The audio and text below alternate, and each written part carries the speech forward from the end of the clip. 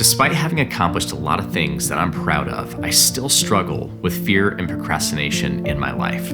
In particular, when it comes to starting something new or some kind of a big, scary goal. I have a feeling that I'm not alone in this, and so I'd like to share a little bit about my journey with fear and procrastination and what I've learned about overcoming it in my own life, so that maybe you can too.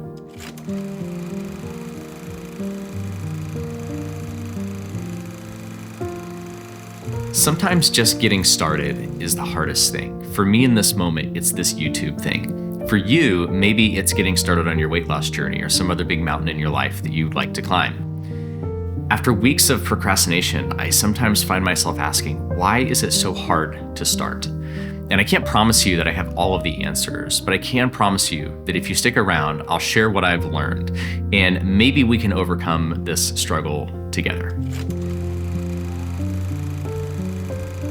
I heard a great quote the other day that said, there's wisdom in procrastination. And I was driving down the road when I heard this, and it just punched me in the gut, and I felt immediately convicted. And ultimately what this quote is really about is the idea that when we procrastinate, it's not usually for the reason that we think. It's not just because we're busy or we're lazy or we're distracted. It's usually because of something deeper. There's usually a deeper reason behind that procrastination. And if we really want to overcome the urge to keep putting off the things that deep down feel like they should be really important to us, we have to start by understanding, why would we do something like that in the first place? Why would we kick the can down the road or push off something that really is truly deeply important to us? When I stopped to think about this in my own life, I realized that procrastination is really just this weird and twisted way of protecting myself. Because deep down, I'm scared. But the question is, what am I scared of? Why am I feeling so scared? And while I think the answer to that question varies from situation to situation, whatever the answer is, therein lies the key to overcoming it. For a lot of people I work with as a health coach, there's a lot of fear around starting a weight loss journey or restarting a weight loss journey. And for me right now with this YouTube thing, there's definitely a lot of fear around that as well. What if I fail? What if you fail? What if we fail? And as it turns out, you know what the best way to prevent yourself from failing is? Just don't get started, right? Just keep putting it off, keep planning, keep preparing, keep telling yourself that you're gonna do it, keep telling other people that you're gonna do it, keep getting ready to do it. But for the love of God, don't actually do it. Because the second that you actually step out and you actually start taking action and you actually start doing the thing that you wanna do, well, now we're no longer safe and secure in our cozy little comfort zone, but now we've actually stepped out of that comfort zone and we've stepped into the unknown. And the unknown, well, that's scary as hell. The culprit here is fear. We're scared, plain and simple. What if I'm not strong enough? What if I'm not smart enough? What if I'm just not enough? What then? What happens next? It's kind of terrifying to think about. And the thing is, when you really stop to think about it, all this fear that we're feeling is really completely irrational. You may have heard the acronym that people bring up all the time when they talk about fear, which is false evidence appearing real. But the reality is, when you stop to think, right, when we stop and really think about it, we actually have all of the proof that we need to neutralize that fear so that we can move forward. No matter who you are, you can always look back in your life to a time where you didn't fail, where you did start something, and where you did achieve something. And as it turns out, all the proof that we need to overcome the fear that we're feeling in this present moment is right there in our past. Because if you're like me, you forget your successes a lot, and you have to be reminded of those successes a lot. When I think back on my life, and I give credit where credit is due, I realize I've actually accomplished some pretty cool things in my life. I learned to play the saxophone and the piano and the guitar, and I learned to sing. I learned to be a photographer and a videographer to make films like this one. I learned to lose weight, and even though it took me a few times of losing the weight and gaining the weight back, I eventually learned how to keep the weight off. I'm learning to be a good spouse, and I'm learning to raise kids. I'm still trying to figure that one out. But my point is, if I really think about it, And I look back on my life, there's a lot of things that I've done that I take for granted, and I don't give myself credit where credit is due, at least not when I need that credit the most. I so easily forget all the wrong notes that I played when I was learning to play the saxophone or the piano or the guitar. I so easily forget all the horrible pictures and videos that I made when I was first starting out as a photographer or a videographer. I so easily forget all the times that I got off track with my diet or with my workout plans and I gained all the weight back many, many times. I so easily forget all of the weight loss clients that I coached way early in my career when, to be honest, I had no idea what I was doing. And I failed those people because I didn't have the experience yet, the knowledge, the tools yet to be successful, to help them be successful. I so easily forget all those failures along the way. But when I stop, and I mean I really stop to think about it, I realized that despite all of those wrong notes that I played, despite all those crappy photos and videos that I made early on, despite all the times that I totally failed at my diet and my workout plans and I gained all the weight back, despite all the clients that I failed early on, I still have a lot to be proud of. I have still accomplished a lot.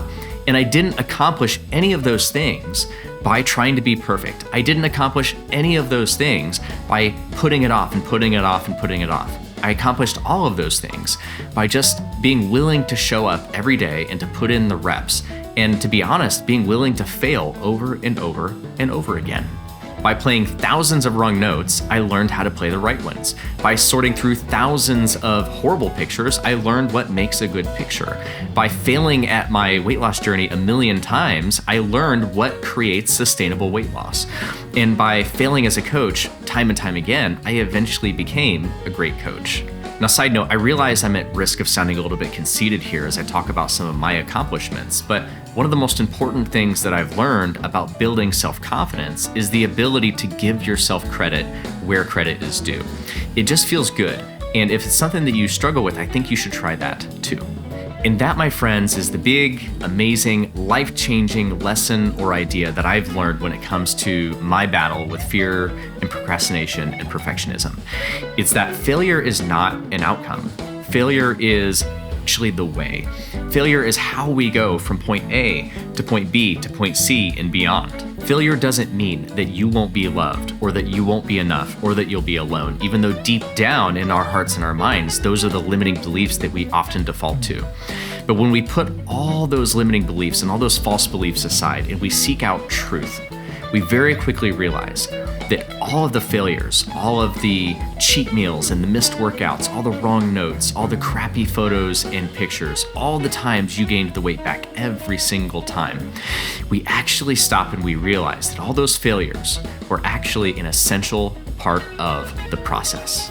Every one of those failures was actually something to learn from that propelled you forward on your journey and ultimately was the catalyst that allowed you to accomplish all the things that you have accomplished so far in your life. When you stop to think about it, we realize that our lives are really just a never-ending series of failed experiments that all have something to offer us so that we can improve. And the truth is, without all of those failures and all of those mistakes, we really can't go anywhere in life, at least nowhere that we actually want to go. We can't learn, we can't grow, and we can't ultimately become the person that we want to be without all of those failures. So if you're listening to this, I'm making this video as my first attempt, my first rep at getting started again here on YouTube. I'm just putting it out there and I'm doing it as a way of taking action in spite of my own fear.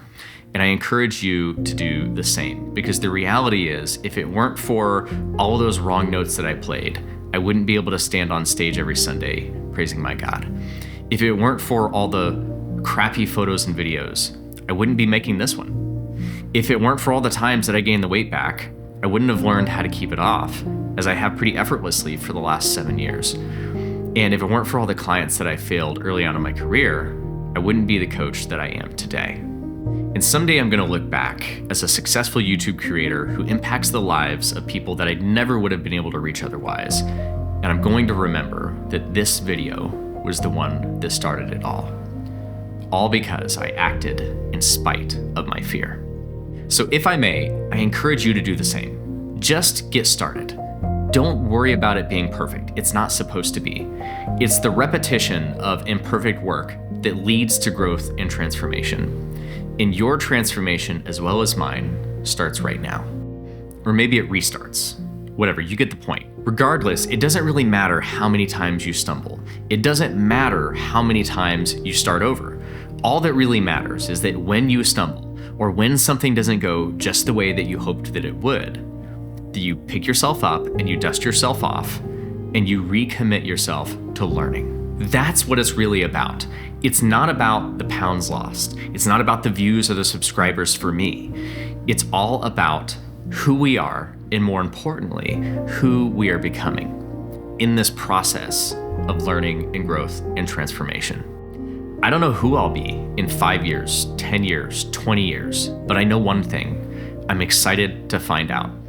And the only way that I know I'm going to do that is if I keep putting myself out there and I keep being willing to take action and to fail my way to becoming the person that I want to be. So here's to many, many more failures to come and enjoying the process along the way.